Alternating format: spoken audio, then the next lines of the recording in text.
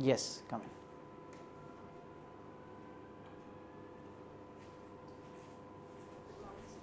बैठिए बैठिए।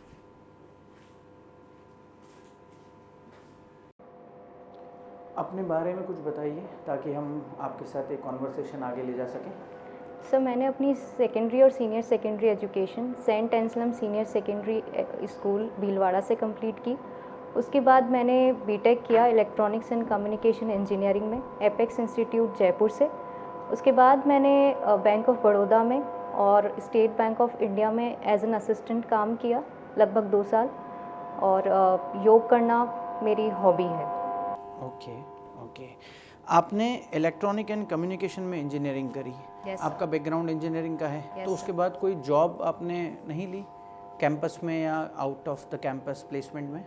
नहीं सर, मैंने गवर्नमेंट जॉब को चुना और इसलिए मैंने बैंक की प्रिपरेशन की। तो फिर आपने इंजीनियरिंग क्यों की? सर मैंने एज अ प्लान बी के तौर पर प्लान बी के तौर पर? यस। और अभी तक भी वो प्लान बी ही है?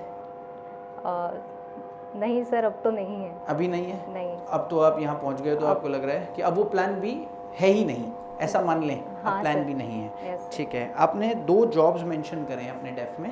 एक जॉब आपने बैंक ऑफ बड़ौदा में किया, एक आपने एसबीआई में किया। Yes sir. और उसके बाद दोनों बैंक के जॉब आपने अभी क्विट कर दी हैं। Yes sir. तो आपने बैंक के जॉब चेंज क्यों करे? जब क्विट ही करना था तो दोबारा बैंक का एग्जाम क्यों अपेयर करा?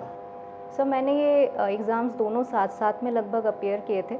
और मैंने जब बैंक ऑफ बड़ौदा ज्वाइन कर ली उसके बाद ये रिज़ल्ट डिक्लेयर हुआ और मेरा एसबीआई भी क्लियर हो गया। तो फिर मैंने सोचा कि वो बैंक ज़्यादा बेटर है एज अ करियर ऑप्शन, तो इसलिए मैंने एसबीआई को फिर चुना। कोई एक वजह बताइए कि एसबीआई बेटर है बैंक ऑफ बड़ौदा से? Sir state Bank of India international banks की कैटेगरी में भी आती है और अभी मर्जर के बाद तो उसकी पोजीशन और स्ट्रेंथन हुई है। ओके। और उसके अलावा जो भी पॉलिसीज़ हैं इसके अंदर जो स्टाफ के लिए हैं वो काफ़ी बेटर है दूसरी बैंक से। तो काफ़ी अट्रैक्टिव बैंक मानी जाती है एज अ करियर ऑप्शन। पर ऐसा मैंने सुना है कि बैंक ऑफ बड़ौदा इंडिया का इंटरनेशनल बैंक, और आपने कहा एसबीआई इंटरनेशनल बैंक है, तो सबसे बड़ा इंटरनेशनल बैंक कौन सा है इंडिया का? सब स्टेट बैंक ऑफ इंडिया है क्योंकि टॉप 50 ग्लोबल बैंक्स में इसकी पोजीशन आती है। किस ईयर में स्टेट बैंक ऑफ इंडिया बना? सर इसका नेशनलाइजेशन सर 1955 में हुआ था। ओके। तो आपने फिर अब वो जॉब भी लेफ्ट कर दी है? Yes, sir. अब वो जॉब भी आप करंटली नहीं कर रहे? Yes, sir. तो आप बैंक में गए ही क्यों थे? वो कौन सा प्लान था? सर ये भी एक्चुअली मेरा प्लान बी ही था। मैंने हमेशा बचपन से सिविल सर्विसेज ज्वाइन करने का ही सपना देखा है, लेकिन एज अ प्लान बी मैंने बैंक ज्वाइन किया। ओके। तो 2 प्लान बी हो गए आपके, एक प्लान बी इंजीनियरिंग, एक प्लान बी बैंक। तो एक प्लान बी एलिमिनेट हुआ तब दूसरा प्लान बी स्टार्ट हुआ, अब वो दूसरा वाला भी एलिमिनेट हो गया है। आपने जॉब में एंटर होने से पहले ही बैंक का जॉब क्विट कर दिया। Isn't it risky? ये रिस्की नहीं, मतलब ऐसा नहीं मान लें हम लोग कि ये बड़ा इमेच्योर डिसीजन है, क्योंकि हम उस वर्ल्ड में हैं जहाँ पर अनएम्प्लॉयमेंट ग्लोबल प्रॉब्लम है, और आप 2 नेशनलाइज्ड बैंक की जॉब छोड़कर और फिर आप एक स्टेट जॉब को पाने के लिए यहाँ पहुँचे हैं। किसी भी वजह से हम चाहते हैं कि आपका सिलेक्शन हो, आप टॉप करें इस एग्ज़ाम में, पर 0.1% गुंजाइश तो हर तरह की रहती है। तो आपको नहीं लगता कि ये बड़ा मतलब इमेच्योर डिसीजन हो जाएगा? सर मुझे लगता है कि ये इमेच्योर डिसीजन नहीं कहा जाना चाहिए। ये एक्चुअली चैलेंज था मेरे लिए। मैंने एक्चुअली चैलेंज को एक्सेप्ट किया है और ये एक इन्फॉर्म्ड डिसीजन था। हालांकि ये टफ डिसीजन था लेकिन मैंने इन्फॉर्म्ड डिसीजन लिया। मुझे पता था कि उसके बाद मुझे काफ़ी सारे सोशल प्रेशर और पेरेंटल प्रेशर और इंटरनल प्रेशर का भी सामना करना पड़ेगा, और वो मैंने किया भी है।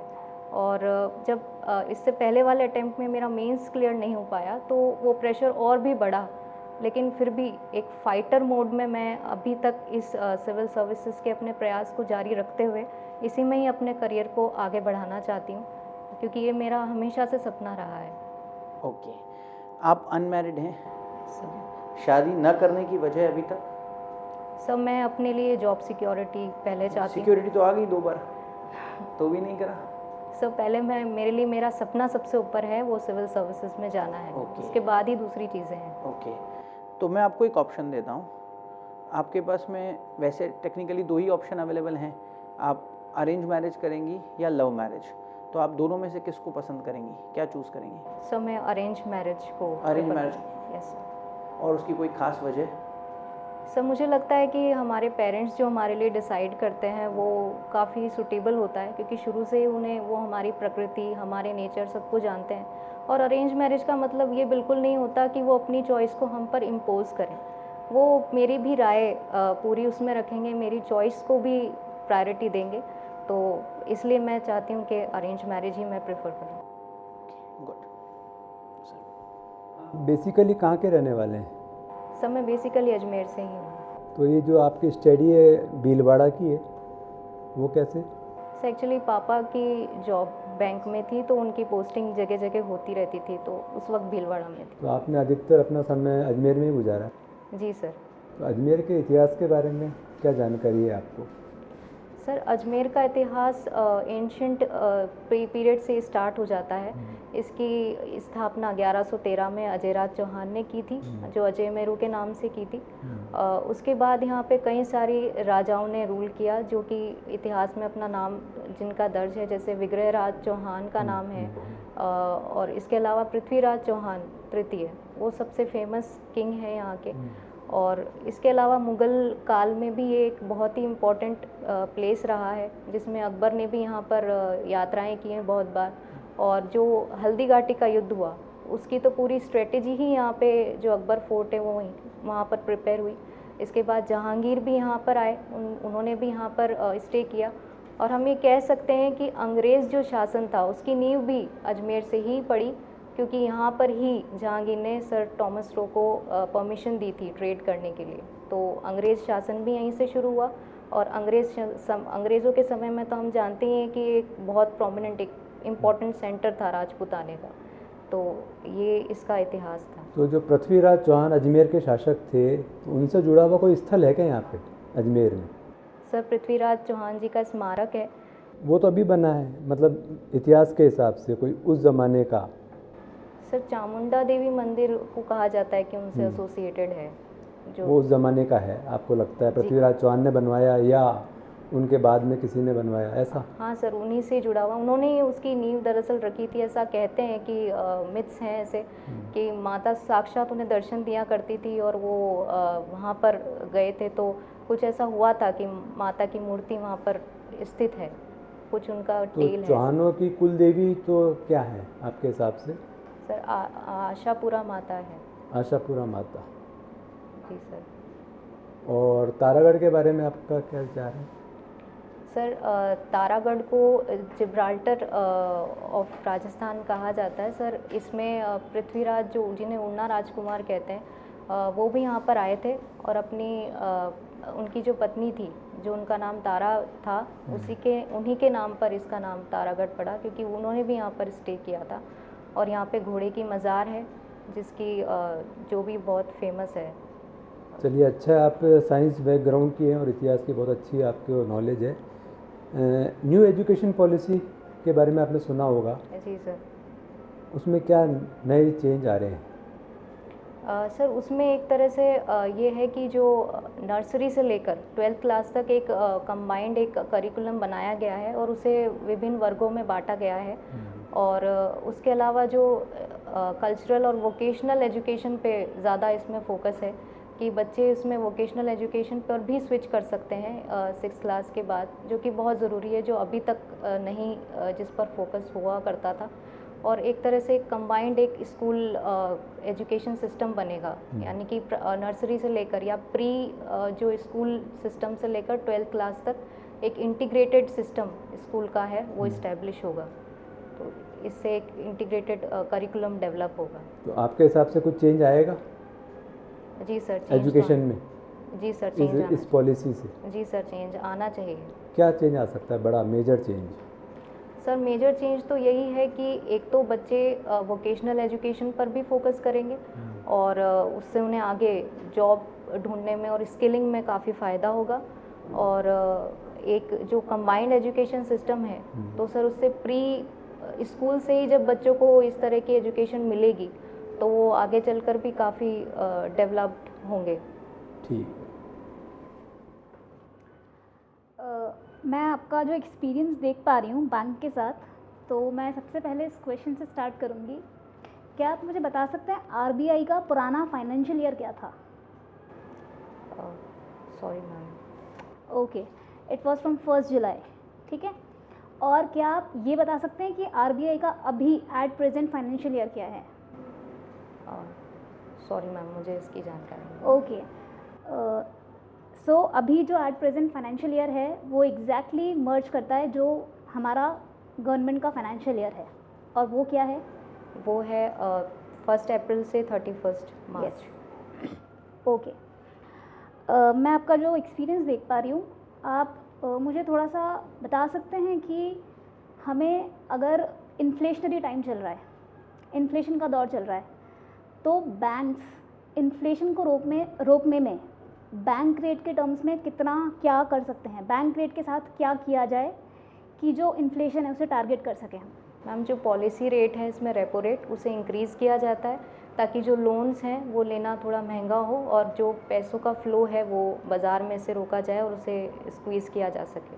ओके, रेपो रेट बढ़ाने से लोगों के हाथ से पैसा खिंच जाएगा, मतलब खिंच जाएगा आपके हिसाब से? जी मैम। ओके, क्या ये ज़रूरी है कि हर बार इन्फ्लेशन में बैंक रेट से पैसा खींचा ही जाए? क्या कोई और कंट्री या कहीं ऐसा होता हो कि इन्फ्लेशन चल रहा है फिर भी बैंक रेट कम पे कम की जा रही है और इन्फ्लेशन के तरफ ही सपोर्ट किया जा रहा है?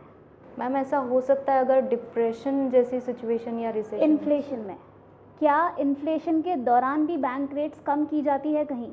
क्या ये पॉलिसी भी कभी काम में ली गई है?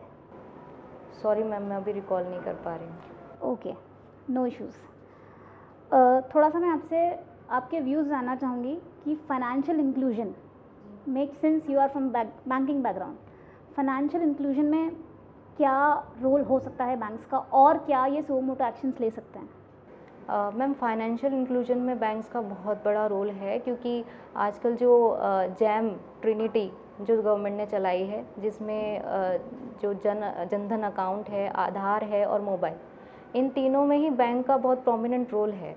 जनधन अकाउंट खोलने से ज़ीरो बचत वाले खाते खुले हैं, और मोबाइल बैंकिंग वो तो लोगों तक हर किसी तक उसकी पहुंच है, तो वो भी है बैंक्स के थ्रू।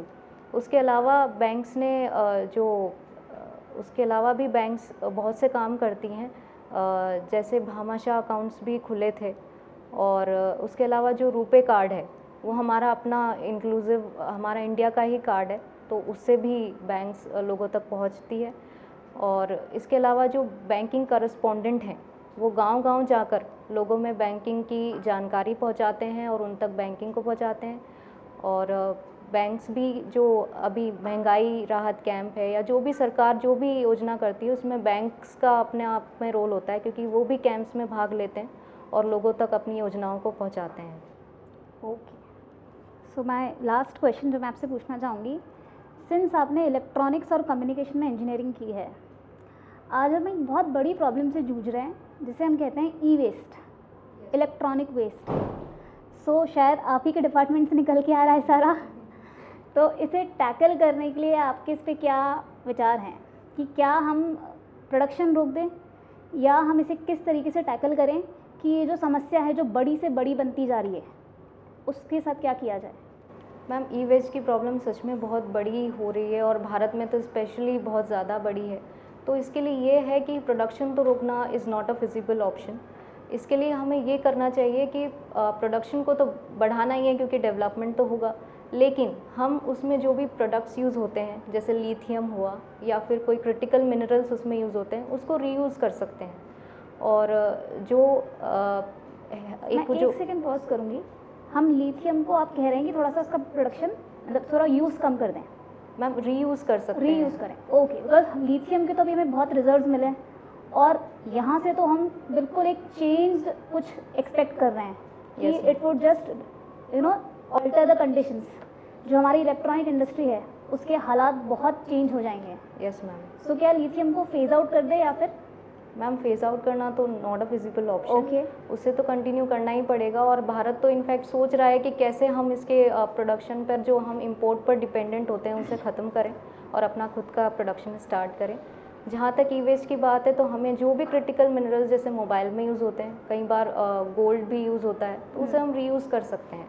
और जो एक टर्म आती है कि प्रोडक्शन जो कलेक्शन पर ही हम अगर उसे सेग्रीगेट कर दें तो फिर वो और भी ज़्यादा अच्छा ऑप्शन होगा। और इसके लिए सरकार डिफरेंट एनजीओज़ की मदद ले सकती है, और सरकार खुद भी अपने स्तर पर कुछ ऐसी इंडस्ट्रीज़ बना सकती हैं जो कि इस एरिया में काम करें। योगा आपने हॉबी में लिखा है, Yes. मैंने देखा, और मैं देख रहा हूँ कि लगभग जितने भी कैंडिडेट्स आते हैं, ये वो दौर चल रहा है इंटरव्यूज़ का जब करीब करीब 70% लोग योगा एज अ हॉबी लिख देते हैं। और अगर सच में इंडिया की पॉपुलेशन का 70% एरिया या 70% पॉपुलेशन यदि योगा कर रही है, तो ये तो बहुत बड़ा एक तरह से हेल्थ का गेम चेंजर इन्वायरमेंट बन रहा है इंडिया के अंदर। तो आपको नहीं लगता कि ये हॉबी एक हॉबी ना होकर एक शो ऑफ टाइप धीरे धीरे बनती जा रही है? ऐसा नहीं लगता है?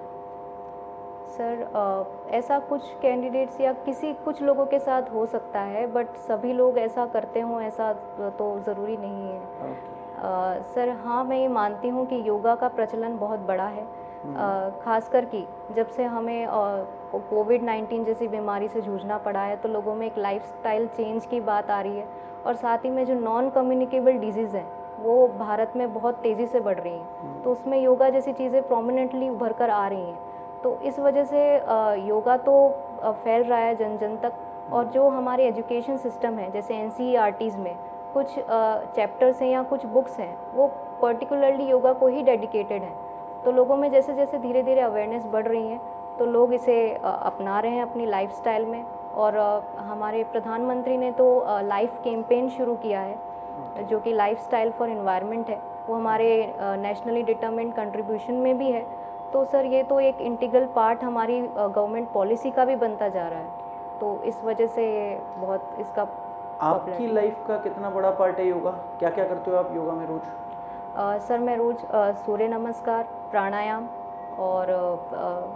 और भी दूसरे बहुत से आसन, जैसे भुजंगासन है, धनुरासन है, इस तरह के बहुत से आसन मैं करती हूँ। एक प्राणायाम होता है शीतली प्राणायाम। जी सर। वो किस मौसम में किया जाता है?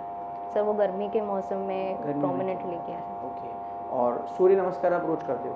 कितनी बार करते हो सूर्य नमस्कार? कितने? सर मैं लगभग 3 बार करती हूँ। केवल 3 बार करते हो? 3 बार करती तो बहुत कम हो गया 3 बार तो। जी सर। मतलब जनरली लोग 7 और 11 ऐसा कुछ तो नंबर लेते ही लेते हैं, 3 तो कम है। कितने स्टेप्स होते हैं सूर्य नमस्कार? सर इसमें 12 स्टेप्स होते हैं। 12 स्टेप्स होते जी हैं। सर। और 12 स्टेप्स में से आप कौन सा स्टेप ऐसा है जो ठीक से नहीं कर पा रहे हो अभी तक? सर मैं अष्टांग नमस्कार थोड़ा बहुत ठीक से नहीं कर पा रही हूँ, वरना मैं बाकी सब ठीक से कर लेती हूँ। बाकी सब ठीक से कर पा रहे हो? ठीक है। तो योगा से आपको कुछ लगता है, कुछ बदलाव आया है करने से लगातार अभी, या अभी टाइम है उस बदलाव को आने में?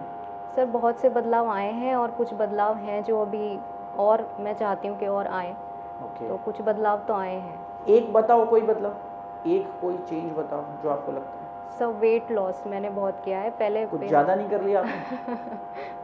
सर पहले मेरा वेट 65 केजी हुआ करता था, हाँ। लेकिन जब से मैंने योग को अपनी लाइफस्टाइल में इंक्लूड किया है तो मुझे काफ़ी फ़ायदा इससे मिला है। Okay okay. चलिए, बहुत बहुत धन्यवाद। Thank you sir.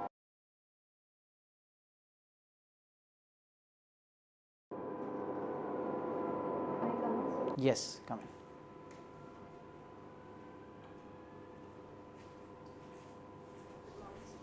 बैठिए बैठिए। कैसा लग रहा है? सर ठीक ठाक। ठीक ठाक ही लग रहा है? हाँ। क्यों? आपने खुद क्या एवेल्युएट करा? क्या लग रहा है, कहाँ गड़बड़ है? सर एक तो शायद मैं नर्वस ज़्यादा हो जाती हूँ, तो कुछ जो पॉइंट्स है वो मैं भूल जाती हूँ। जैसे मैं बैंक के जो रिफॉर्म्स है उसके बारे में बहुत कुछ बोलना चाहती थी, और मुझे आता है लेकिन मैं भूल जाती हूँ। भूल जाते हो? तो मुझे थोड़ा कॉन्फिडेंस पे अपने और काम करने की ज़रूरत है। ठीक बात है, ठीक बात है। पहले जब भी आपके मॉक हुए हैं उसके कंपैरिजन में तो अच्छा है, कोई प्रॉब्लम नहीं है। ड्रेसिंग आपका अच्छा है, ड्रेसिंग का कोई प्रॉब्लम नहीं है, सोबर है, कलर्स भी अच्छे हैं, बहुत ब्राइट नहीं है, सोबर कलर्स हैं। आप एक ऑफिसर लगते हो, ऐसा लग भी रहा है बिल्कुल, और बहुत अच्छे से दिख रहा है।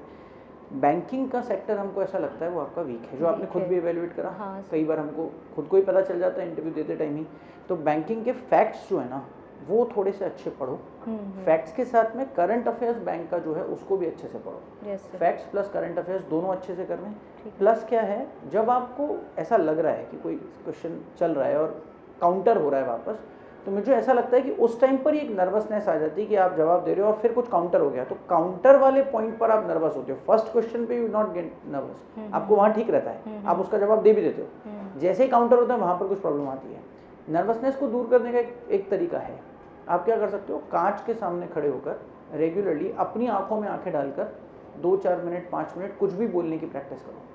तो क्या होगा, जब आप अपने आप को देख रहे होगे तो वो सारा जज करने का जो दिमाग में आता है ना पॉइंट, वो आने लगेगा। तो जो नर्वसनेस होती है वो इस वजह से होती है कि अब मैं जज होंगी, क्योंकि मेरे को काउंटर किया गया है, तो मेरे को चेक करेंगे कि ये क्या होने वाला है, तो वहाँ पर नर्वसनेस आती है। उससे बचने का तरीका क्या है कि हम वो नर्वसनेस दूर करने के लिए अपनी ही आंखों में डालकर देखें आंखें, और वो आप कांच के सामने खड़े होकर कुछ भी, जो भी आपको लगता है 1 मिनट 2 मिनट कुछ भी स्टेटमेंट्स कुछ भी बोलना शुरू करो, ताकि आपको एक कॉन्फिडेंस बिल्ड होगा कि आंखों में आंखें डालकर बात करनी पड़े तो क्या होगा।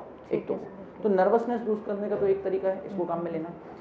बाकी सब ठीक है, everything is fine, dressing is fine, facts banking के ही ठीक करने। हिस्ट्री बैकग्राउंड आपका मैथ्स होने के बावजूद हिस्ट्री के फैक्ट्स आपके अच्छे हैं, तो कोई प्रॉब्लम नहीं है। सोबर आप लग रहे हो, सिंसियर आपका लुकिंग है, सॉफ्ट स्पोकन हो, वो भी एक अच्छी बात है और ऐसा चाहिए। वॉइस थोड़ा सा अप रखो, क्योंकि हो सकता है कि डिस्टेंस जितना यहाँ पर अभी हमारे बीच में है उससे थोड़ा ज़्यादा डिस्टेंस वहाँ मिले आपको। तो अगर वो डिस्टेंस थोड़ा सा ज़्यादा मिला तो फिर क्या होगा, वॉइस प्रॉपरली नहीं जाएगा और वहाँ पर कुछ माइक भी नहीं होगा। वहाँ तो आपको सीधे बात करनी है, तो आप जितना डिस्टेंस रहेगा तो उनकी आवाज़ तो आपके तक पहुँच जाएगी, क्योंकि मैं जैसे अभी बोल रहा हूँ तो मैं I am little bit loud, पर आप सॉफ्ट स्पोकन हो तो आपकी वॉइस बहुत स्लो है, तो वो बहुत जो आपका वॉल्यूम जो स्लो है ना उसको थोड़ा सा अप करो। वो एक उसको कैसे प्रैक्टिस कर सकते हो, फ़ोन में रिकॉर्ड करके अपनी वॉइस और फिर खुद ही सुन लो, तो आपको पता लगेगा कि आपको वो वॉइस फुल वॉल्यूम पर भी कैसे सुनाई दे रही है, तो आपको आइडिया लगेगा। ठीक है। तो मेरे हिसाब से तो बहुत सही था। बैंकिंग वाले एरिया में कुछ वीक है तो उस पर आपको वर्क करना पड़ेगा। अगर नहीं आता है तो नर्वस ना होकर और कुछ भी बोलने के बजाय हम मना कर सकते हैं। कोई ऐसा हार्ड एंड फास्ट नहीं कि आपको सब कुछ आता हो, अगर कुछ नहीं भी आ रहा है तो आप बहुत अच्छे से सोबरली उसको ना करेंगे तो भी वो एक्सेप्ट करते हैं। No is also an answer, तो कोई प्रॉब्लम वाली बात नहीं है। ठीक है, ओवरऑल तो मुझे लगता है अच्छा था। All the best. मुझे लगता है कि आप आपके डिज़ायर्ड जॉब में सेलेक्ट होगे। हमारी शुभकामनाएं हैं आपके साथ में। Thank you sir. आप कुछ पूछना चाहते हो, कुछ है दिमाग में? नहीं sir. Thank you. Thank you.